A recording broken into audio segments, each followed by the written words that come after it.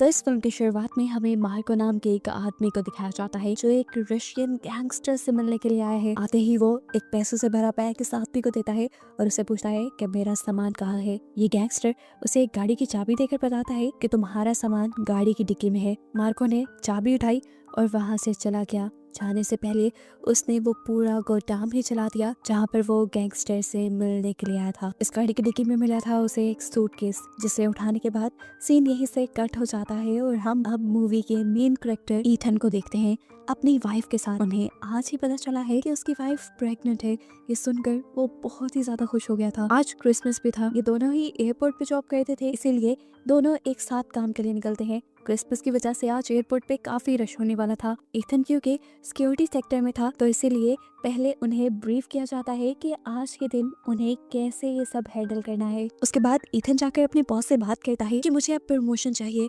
मैं बोर्डिंग पे लोगों को चेक नहीं करना चाहता, मुझे लगेज स्कैन करने का काम चाहिए। बॉस उसे मना कर रहे थे क्योंकि आज के दिन कोई भी चेंज करना ठीक नहीं था, लेकिन उसका दोस्त जेसन यहाँ पर उसकी हेल्प करता है और बॉस से पूछकर उसकी और अपनी ड्यूटी चेंज कर लेता है, जिससे ईथन को फाइनली बैग स्कैन करने का काम मिल चुका था। अब सीन कट हो गए, हमें एयरपोर्ट के बाहर एक आरवी दिखाई जाती है जिसमें रायले नामी एक बंदे ने एक आदमी को किडनैप भी किया हुआ था और वह यहाँ सिर्फ चंद ही मिनट में एयरपोर्ट्स के सारे कैमरास को भी हैक कर लेता है। देखने को ये भी मिला कि इसी आदमी ने ईथन के दोस्त जेसन के घर पे उसकी फैमिली को किडनैप करने के लिए किसी आदमी को भेजा है। वो अब अपने मोबाइल में जब ओरिजिनल एयरपोर्ट के सीसीटीवी कैमरा की फुटेज देखता है तो हैरान हो जाता है क्योंकि अब जेसन की जगह ईथन बैठा हुआ था, जिसके बारे में उसे नहीं पता था। नजर तो साफ आ रहा था ये लोग कोई क्रिमिनल थे और क्रिमिनल एक्टिविटी करने वाले थे और अपने मकसद को अंजाम देने के लिए पहले जहाँ इन्होंने जेसन को ब्लैकमेल करने के लिए उसकी फैमिली को किडनैप करवाया था, अब उसकी जगह इन्हें ईथन की फैमिली का पता चलाना था। ये हैकर कुछ ही मिनट में ईथन का सारा बायोडाटा निकाल लेता है। उसे पता चलता है कि ईथन की फैमिली में उसकी वाइफ के अलावा कोई भी नहीं, इसीलिए वो अपने आदमियों को ईथन के घर तलाशी लेने के लिए भेजता है और वहाँ मौजूद एक रिपोर्ट से इन्हें ये बात पता चलती है कि ईथन की वाइफ प्रेग्नेंट है और वो अब इसी बात को ईथन की कमजोरी की तरह इस्तेमाल करके यहाँ एयरपोर्ट पे देखने को मिला कि किसी ने ईथन का सामान ईथन को ला के दिया था। इस सामान को देखकर ईथन बोला ये सामान तो मेरा नहीं, लेकिन तभी उसके मोबाइल पे एक मैसेज आया जिसमें लिखा था कि अपने कान में ये ईयरफोन लगाओ। वो हैरान हुआ और उसने ईयरफोन उठाकर अपने कान में लगा लिया। एयरबड को कान में लगाते ही एक बंदा ईथन से बात करने लगता है और उससे कहता है अगर तुम्हें अपनी और अपनी वाइफ की जान प्यारी है तो जैसा मैं कहता हूँ वैसा ही करो। ईथन को उसकी बातें समझ नहीं आ रही थी। तब वो आदमी बोला तुम्हें ज्यादा कुछ नहीं करना, थोड़ी देर में लाल टोपी पहने मेरा एक बंदा तुम्हारे पास एक सूटकेस लेकर आएगा, तुम्हें बस उसे स्कैन करने के बाद चुपचाप आगे पास कर देना है बिना कुछ बोले। अगर तुम ऐसा कर लेते हो तो समझो तुम्हारी और तुम्हारी वाइफ की जान बच गई। ईथन कोई चालाकी न करे, इसीलिए वो आदमी ईथन को यकीन दिलाता है कि वो ईथन के ऊपर पूरी तरह नजर रखे हुए है।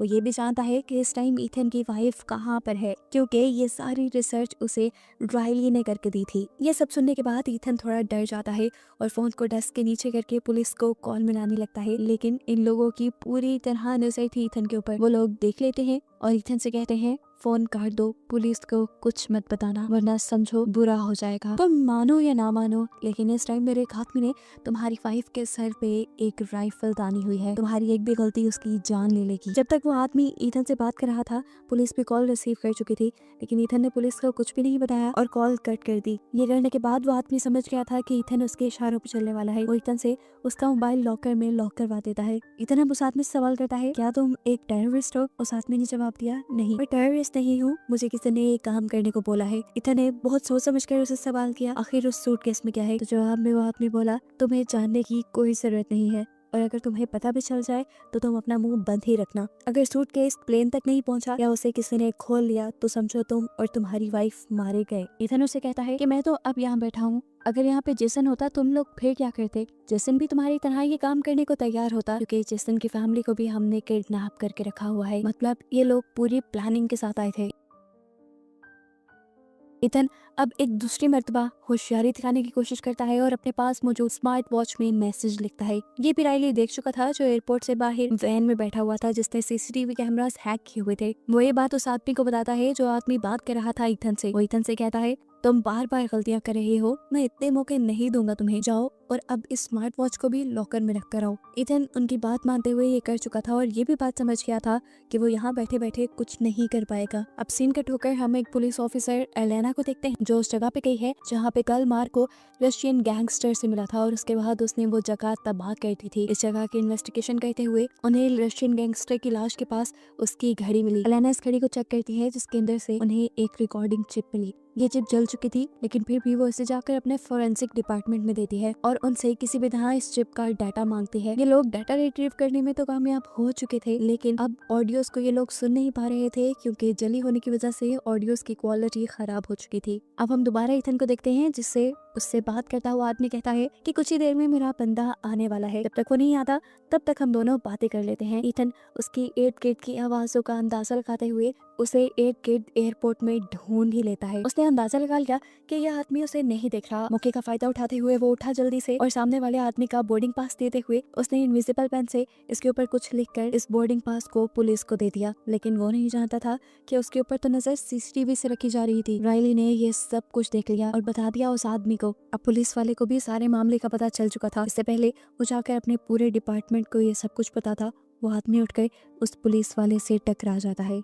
वो किसी प्लान के तहत ही टकराया था। टकराते हुए उसने उस पुलिस वाले को कुछ ऐसा इंजेक्ट कर दिया जिससे फौरन उसकी मौत हो गई। ईथन जब अपनी चेयर पे वापस आया तो उसने सामने देखा आदमी वहाँ उसकी जगह पे नहीं था। उसने इधर उधर फौरन नजर दौड़ाई और आखिर उसे वो आदमी भीड़ में दिख भी गया। इससे पहले कि भीड़ यहाँ पे पुलिस वाले के इर्द गिर्द ज्यादा जमा हो जाती, वो आदमी पुलिस वाले के हाथ से बोर्डिंग पास लेकर वहाँ से दूर हो जाता है। चेहरा देखने पर हमें मालूम होता है ये आदमी कोई और नहीं बल्कि मार्को ही है जिसने मूवी के स्टार्ट में रशियन गैंगस्टर को भी मारा है। ईथन भी आकर अब मार्को के पास बैठ गया। मार्को ने बोर्डिंग पास से वो सब पढ़ लिया जो ईथन ने लिखा था। ये पढ़ने के बाद वो ईथन से कहता है मैं देख रहा हूँ तुम बार बार गलतियां कर रहे हो लेकिन ये आखिरी मौका दिया मैंने तुम्हें, आखिरी गलती समझ के इसे माफ कर दिया, लेकिन अगली कोई गलती हुई तो मैं तुम्हारी बीवी को मरवा दूंगा और इसे मेरी धमकी मत समझना, मैं सचमुच ये कर दूंगा। अब चुपचाप जाओ अपने स्कैनर पे बैठो और मेरा काम करो। ईथन जैसे ही वापस स्कैनर की तरफ जाता है तो देखता है कि ईथन की जगह वापस जेसन बैठ गया था क्योंकि एक पुलिस वाले की यहाँ अचानक मौत हुई थी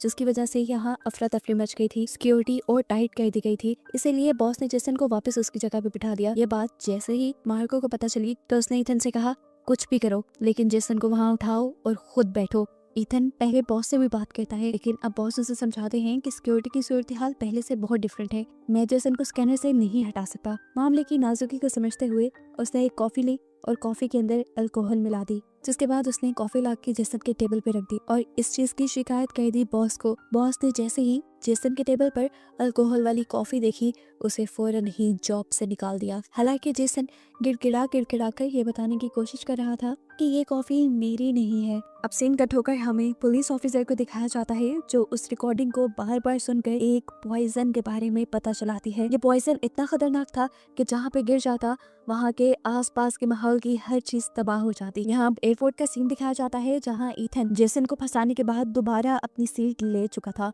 और अब वो वक्त भी आ गया था जब मार्को का आदमी बैग लेकर स्कैनिंग के लिए पहुंचा। मार्को के कहने पर ईथन ने उसे स्कैन किया और ईथन को पता चल गया कि इसके अंदर बहुत ही खतरनाक वेपन है। ये वेपन क्या कर सकता है इसके बारे में ज्यादा नॉलेज नहीं था लेकिन ईथन ये समझ गया कि ये वेपन पूरे प्लेन को जरूर तबाह कर सकता है। मालूम हुआ कि इस प्लेन के अंदर वही पॉइजन था जिसके बारे में भी थोड़ी देर पहले अलाना रिसर्च कर रही थी। टेंशन से यहाँ पे ईथन का इतना बुरा हाल हो गया था कि उसे वॉमिटिंग होने लग गई। वॉशरूम में उसे मार्को देखने आया पर यहाँ पर भी उसे धमकी दे गया कि कोई भी होशियारी करने की जरूरत नहीं वरना तुम मारे जाओगे। ईथन पीछे से उसे रोकता है और कहता है जिस प्लेन में तुम उस वेपन को लेकर जा रहे हो उसमें पूरे 2000 लोग हैं। उस आदमी ने जवाब दिया अगर वो प्लेन में ना किया तो वो यहीं पे चला दिया जाएगा और यहाँ पे 60,000 लोग हैं, फैसला तुम्हें करना है, तुम्हें 2000 लोगों को बचाना है या फिर 60,000 को। ईथन परेशान हुआ और उसने पूछा तुम क्यों मारना चाह रहे हो लोगों को। जवाब में मार्को बोला मैं किसी को मारना नहीं चाह रहा, मैं बस अपनी ड्यूटी कर रहा हूँ और मुझे वो करने दो। सीन दोबारा लाना की तरफ शिफ्ट होते हैं जिसे उसका एक साथी आकर बताता है कि अभी एयरपोर्ट से किसी ईथन नाम के आदमी ने पुलिस को कॉल की थी। पुलिस ने कॉल रिसीव भी कर ली लेकिन फिर ईथन कुछ नहीं बोला। थोड़ी ही देर बाद वहाँ पर एक पुलिस ऑफिसर की अचानक मौत हो गई, यानी वहाँ कुछ जरूर गड़बड़ी है। अलाना को एयरपोर्ट तक पहुँचने में कुछ टाइम लग रहा था इसीलिए इसलिए उसने पहले दूसरी फोर्स को एयरपोर्ट पर भेज दिया और उन्होंने जाकर सारी चेकिंग लाइंस बंद कर दी। चेकिंग लाइंस बंद होने की वजह से ईथन के बॉस ने भी सबको इकट्ठा कर लिया और यहाँ पर सभी सस्पेक्टेड लोगों की जांच होने लगी। ईथन ने अब अपना दिमाग चलाया और जल्दी से अपने बॉस का स्कैनर लेकर उसमें मार्को के आदमी का भी नाम डाल दिया, जिसका बैग उसने सही से स्कैन कर लिया था। ये करने के बाद वो बाहर निकल आया। बाहर आने पर जब मार्को ने देखा कि पुलिस ऑफिसर उसके आदमी को एक दूसरे रूम में लेकर जा रहे हैं, तो उसने ईथन से पूछा ये सब क्या हो रहा है, लेकिन ईथन ने कोई भी जवाब देने के बजाय ये कहा आई एम सॉरी, अब मैं तुम्हारा साथ नहीं दे सकता। ये कहते ही उसने एयरपोर्ट कांच से निकाल दिया और फौरन अपनी वाइफ से जाकर मिला। वो अपनी वाइफ को बचाना चाहता था, लेकिन फिर उसने देखा कि उसकी वाइफ के सर पे एक लेजर थी, जिसका मतलब था कि कोई उसके ऊपर गन पॉइंट किए खड़ा है। वो जान गया कि अगर उसने कुछ भी गड़बड़ी की तो उसकी वाइफ मारी जाएगी। चुपचाप वो दोबारा बाथरूम में आ गया। वो पैनिक हुआ था और इसके पीछे अब मार्को भी आ गया। मार्को उसे मारने लगा। अपने आप को बचाने के लिए ईथन ने भी अपनी इलेक्ट्रिक गन निकाल ली। वो मार्को के ऊपर ताने खड़ा था। तब मार्को ने कहा तुम सुधर नहीं रहे, तुमने बहुत गलतियां की और इसका अंजाम तुम खुद ही देखोगे। ये कहकर उसने उस बॉम्ब को एक्टिवेट कर दिया जो उस बैग में था और बोला पहले सिर्फ 2000 लोगों को मरना था, अब 60,000 लोग बनेंगे। ये कहकर उसने दिखाया वो बॉम्ब 10 मिनट के अंदर इस पूरी जगह को तबाह कर देता। मार्को ने उससे कहा कि अगर तुम सब लोगों को बचाना चाहते हो तो जल्दी से उस सूटकेस के पास जाओ, वहां जाकर मैं तुम्हें बता दूंगा कि इस बॉम्ब को कैसे डीएक्टिवेट किया जाता है। मार्को भागते हुए अब सिक्योरिटी रूम में आया जहाँ पर उस आदमी का बैग चेक हो रहा था। ईथन ने अपने बॉस के ऊपर गन तान दी। वो अपने बॉस को कुछ भी करने से हिचकिचा रहा था, लेकिन यहाँ पर वो दूसरा आदमी जल्दी से एक पेन उठाकर ईथन के बॉस के गले में स्टैब करके उसकी जान ले लेता है। ये देखकर ईथन को इतना गुस्सा आया कि उसने उस आदमी को ही पकड़ लिया और पूछा क्यों मारा आखिर तुमने उसे। जिस पे लड़के ने जवाब दिया मेरे भाई को उन लोगों ने किडनैप किया हुआ है और अगर मैंने ये सब ना किया तो वो उसे मार देंगे। खैर अब ईथन ने मार्को से कांटेक्ट किया और उससे पूछा कि इस बम को कैसे डीएक्टिवेट किया जाए। उसके कहने के मुताबिक उसने इस बम को, इस मशीन को डीएक्टिवेट तो कर दिया, लेकिन बहुत ही आखिरी टाइम में। बॉम्ब के ब्लास्ट होने में चंद ही सेकंड बचे थे। दूसरी तरफ हम एलेना को देखते हैं जो एक फेडरल एजेंट के साथ जल्दी से एयरपोर्ट की तरफ बढ़ रही थी। अभी उसे उसके एक एजेंट की कॉल आई और उसने बताया कि तुम्हारे साथ इस टाइम जो फेडरल एजेंट बैठा है वो असली नहीं है, वो दूसरों का भेजा गया है। असली फेडरल एजेंट तो अब हमारे पुलिस स्टेशन पहुंचा है। ये सुनकर एलेना डर गई और उसने फौरन दूसरे आदमी के ऊपर गन पॉइंट कर दी। उस आदमी ने भी कार की स्पीड बढ़ाते हुए इस कार का एक्सीडेंट करवाने की कोशिश की। एक्सीडेंट करवाने में वो आदमी कामयाब भी हो गया और इस चक्कर में दोनों को बहुत बुरी चोट आई। यह आदमी नहीं चाह रहा था कि एलेना एयरपोर्ट तक पहुंचे। एक्सीडेंट के बाद का जब सीन हमें दिखाया गया तो उस आदमी ने अभी भी एलेना का गला पकड़ा हुआ था। एलेना अपना गला उसके हाथों से छुड़वाती है और फिर अपने गन से उसे शूट करते हुए वहां से बाहर निकल आती है। यहाँ ईथन मार्को के कहने पर उसके सूटकेस को प्लेन के कार्गो के पास लेकर जा रहा था। यहाँ हम देखते हैं कि मार्को ने अब उस आदमी से कांटेक्ट किया जो उस बैग को कार्गो तक ईथन के साथ लेके जा रहा था। उसने इस आदमी से कहा अब तुमने आखिरी काम करना है। वो आखिरी काम था ईथन को मारने का। ये सुनते ही उसने पीछे से ईथन के ऊपर गन पॉइंट कर दी, लेकिन शुक्र था कि सामने एक शीशे में ईथन ने ये सब देख लिया और उल्टा उसी के ऊपर वार कर दिया। इन दोनों की यहाँ लड़ाई चलती रही और इस सब में उसने बार बार ईथन को गोली मारने की कोशिश की, लेकिन एक मर्तबा गोली के बैक चलने की वजह से वो खुद ही मारा गया। मौके का फायदा उठाते हुए ईथन ने फौरन उसका मोबाइल लिया और अपनी वाइफ को कॉल करने की कोशिश की, लेकिन उसकी वाइफ बिजी होने की वजह से फोन नहीं उठाती। अब वो अपनी वाइफ को छोड़कर अपने दोस्त को कॉल करके बता देता है कि उसकी वाइफ की जान खतरे में है और ये मैसेज जाकर उसका दोस्त उसकी वाइफ को दिखा देता है। ये देखते ही नोरा बार बार अपने हस्बैंड को कॉल कर रही थी, लेकिन उसका फोन तो लॉकर में था।